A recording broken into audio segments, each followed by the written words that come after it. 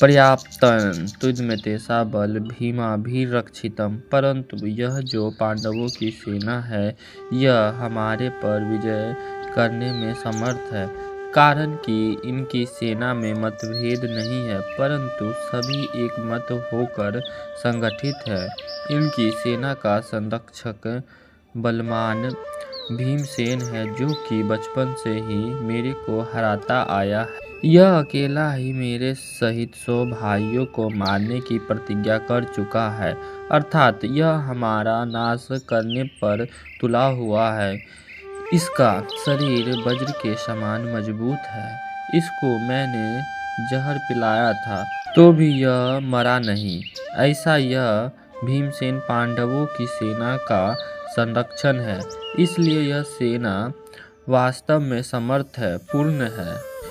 यहाँ एक शंका हो सकती है कि दुर्योधन ने अपनी सेना के संरक्षण के लिए भीष्म जी का नाम लिया, जो कि सेनापति के पद पर नियुक्त है, परंतु पांडव सेना के संरक्षण के लिए भीमसेन का नाम लिया, जो कि सेनापति नहीं है। इसका समाधान यह है कि दुर्योधन इस समय सेनापति की बात नहीं सोच रहा है, किंतु दोनों सेनाओं की शक्ति के विषय में सोच रहा है कि किस सेना की शक्ति अधिक है। दुर्योधन पर आरंभ से ही भीमसेन की शक्तियों का बलवत्ता अधिक प्रभाव पड़ा हुआ है, अतः वह पांडव सेना के संरक्षण के लिए भीमसेन का ही नाम लेता है। विशेष बात, अर्जुन कौरव सेना को देखकर किसी के पास न जाकर हाथ में धनुष उठाते हैं।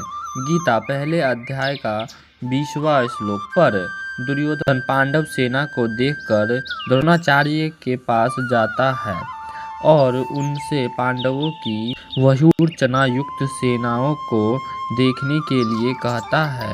इससे सिद्ध होता है कि दुर्योधन के हृदय में भय बैठा हुआ है।